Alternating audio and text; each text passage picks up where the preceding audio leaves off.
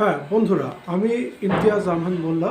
আপনারা দেখছেন ইমতিয়াজ আহমেদ মোল্লা অফিসিয়াল, আমার ইউটিউব চ্যানেল। আপনারা এটাকে সাবস্ক্রাইব করবেন, বেল আইকন টিপে দেবেন, যাতে আমার প্রতিনিয়ত বার্তাগুলো আপনার কাছে পৌঁছে যায়। আপনাদের কাছে পরিচিত মুখ। দীর্ঘদিন ধরে আমি ফেসবুকে আছি, ইউটিউবে প্রচুর ইউটিউবার আমার বক্তব্য আপনাদের সামনে শেয়ার করে। আমি রিসেন্ট টপিক্সে রেগুলারলি আপনাদের সামনে বক্তব্য রাখি।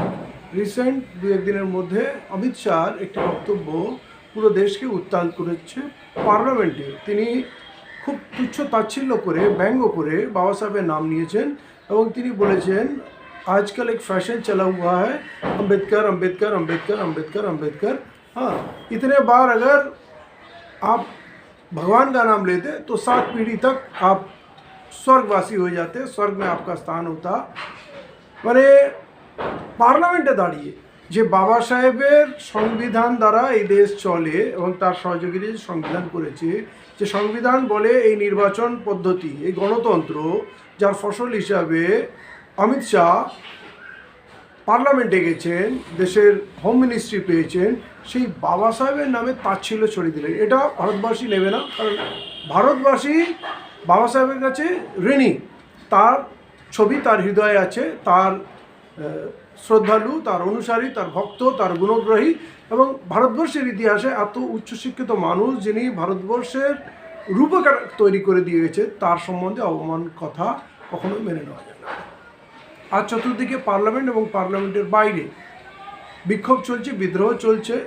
লোক অমিত শাহর ছবিকে পায়ে মারাচ্ছে, তাকে জুতো দিয়ে মারছে, তার সম্বন্ধে খারাপ কথা বলছে এবং অমিত শাহকে চ্যালেঞ্জ করছে। অমিত শাহ সরাসরি না হলেও ঘুরিয়ে ফিরিয়ে কিছু কথা বলার চেষ্টা করেছেন, যে তার বাবা সাহেবকে অসম্মান করার উদ্দেশ্য না, ইত্যাদি ইত্যাদি। কিন্তু মানুষ কোনোভাবেই এটা মেনে নিতে পারছে না। এটা বাবা সাহেবের ভীতি থেকে অমিত শাহর এই কথা। মানে বাবা সাহেব আজ পৃথিবীতে নেই, বহু বছর হয়ে গেল, কিন্তু বাবা সাহেবের ভূত এদের তাড়া করে বেড়াচ্ছে। এই যে মনুবাদীরা, বাবা সাহেব তো সকলের, কিন্তু এই যে দেশে এখনও বাবা সাহেবের সংবিধানকে পুরোপুরি লাগু করা যায়নি, তার পিছনে মনুবাদী দলগুলো আছে। সেই মনুবাদী দলের অনেকেই এখন, ইভেন কংগ্রেসও খুব বাবা সাহেবের প্রতি ভক্তি দেখাচ্ছে, কিন্তু বাবা সাহেবকে কেউই এরা পছন্দ করেন না।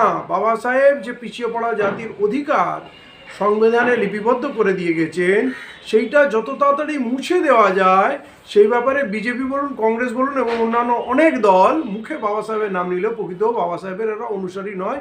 এটা একটা ওদের কাছে ইনস্ট্রুমেন্ট, একটা টুল। কিন্তু বাবা সাহেবকে চাপা দিয়ে রাখা সম্ভব না। আজ ভারতবর্ষের কোনায় কোনায় আম্বেদকরবাদের চর্চা, বাবা সাহেবকে জানার ইচ্ছা, বাবা সাহেবের প্রতি শ্রদ্ধা, বাবা সাহেবের প্রতি ভালোবাসা, এবং দেশে বাবা সাহেবের প্রতিকৃত এতটা আছে, আমার মনে হয় না পুরো দেশে গান্ধীজি, নেতাজি, কোনো অন্য নেতার এত প্রতিকৃত মূর্তি, ছবি নেই। বাবা সাহেবের এই যে বাড়তি ডিমান্ড, বাবা সাহেবের যে চাহিদা, এবং বাবা সাহেবকে কেন্দ্র করে আম্বেদকরবাদীরা যে ঐক্যবদ্ধ হচ্ছে, সেইটা নিয়ে এরা আতঙ্কিত। এবং সেই জিনিসটা, মানে মনুবাদের বিরুদ্ধে যে সবথেকে বড় শক্তি আম্বেদকরবাদ উঠে আসছে, এইটা কিন্তু অমিত শাহ, মোদি, পুরো আরএসএস, বিজেপি এটা কিন্তু বুঝতে পারছে। আগামী দিনে আম্বেদকরবাদীরা পুরো দেশটাকে তাদের হাতের মুঠোয় নেবে, এই দেশকে শাসন করবে।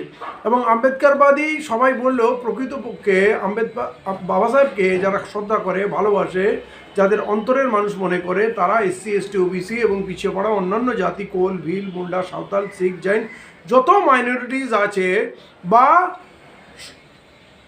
সব যোগে 85 থেকে 90% ভারতীয়, যারা ভারতবর্ষের সম্পদের অংশ পায়নি। লাগাতার তাদের লুণ্ঠন করা চলছে, তাদের জল জঙ্গল কেড়ে নেওয়া হচ্ছে, তাদের ধর্মীয় আস্থা বিরুদ্ধে গিয়ে হিন্দুত্ববাদী শক্তি দাঁড়াচ্ছে। গণতন্ত্র, বাবা সাহেবের তৈরি সংবিধান দ্বারা যে দেশ চলছে, সেই সংবিধানকে এরা পুড়িয়েছে। এরা মনুবাদ লাগু করতে চায়, তারা গীতাকে লাগু করতে যায়, এবং তারা হিন্দুত্ববাদকে কায়েম করতে যায়, ভারতকে হিন্দু রাষ্ট্র করতে যায়। এই হিন্দু রাষ্ট্র করার পথে সবথেকে বড় বাধা হচ্ছে, চ্যালেঞ্জ হচ্ছে আম্বেদকরবাদ। আজ আম্বেদকরবাদের একজন সিপাহী চন্দ্রশেখর আজাদ, ভাই চন্দ্রশেখর আজাদ, তিনি পার্লামেন্টে আছেন এবং তিনি সবথেকে চর্চিত। তার চর্চা, তিনি একমাত্র সাংসদ, কিন্তু তার চর্চা এই দেশে সবথেকে বেশি এবং তার জনপ্রিয়তা দিনে দিনে ছাপিয়ে যাচ্ছে। এবং পার্লামেন্টে যখন থেকে ভাই চন্দ্রশেখর আজাদ গেছেন, সবার মুখে তখন সংবিধান আর বাবা সাহেব, সংবিধান আর বাবা সাহেব। এইটা কিন্তু চন্দ্রশেখর আজাদের পার্লামেন্টে ঢোকার পর এরা বুঝতে পারছে যে চন্দ্রশেখর আজাদ হচ্ছে বাবা সাহেবের আসল প্রতিনিধি এবং সংবিধানের আসল প্রতিনিধি, সংবিধানকে রিপ্রেজেন্ট করার, সংবিধানকে বাঁচানোর আসল সৈনিক কিন্তু চন্দ্রশেখর আজাদ। অতএব পুরো দেশের মানুষ যদি চন্দ্রশেখর আজাদের পিছনে দাঁড়িয়ে যায়, সেই আতঙ্কে এখন সবাই সংবিধান নিয়ে ঢোকে এবং বাবা সাহেবের চর্চা করে এবং লোককে বোঝানোর চেষ্টা করে আমরাও বাবা সাহেবকে মানি, আমরাও বাবা সাহেবের অনুসারী। কিন্তু চন্দ্রশেখর আজাদকে কেউ পছন্দ করে না। ওরা জানে চন্দ্রশেখর আজাদ যদি শক্তিশালী হয়, যদি এই দেশে দাঁড়িয়ে যায়, তার অনুসারীরা যদি শক্তিশালী হয়, তাহলে এই বিজেপি, কংগ্রেস বা অন্য দলগুলো অস্তিত্ব হারাবে। এই আতঙ্ক থেকে অমিত শাহ কিন্তু বাবা সাহেবকে তুচ্ছ তাচ্ছিল্য ব্যঙ্গ করেছে এবং তার ফল সে ভুগছে।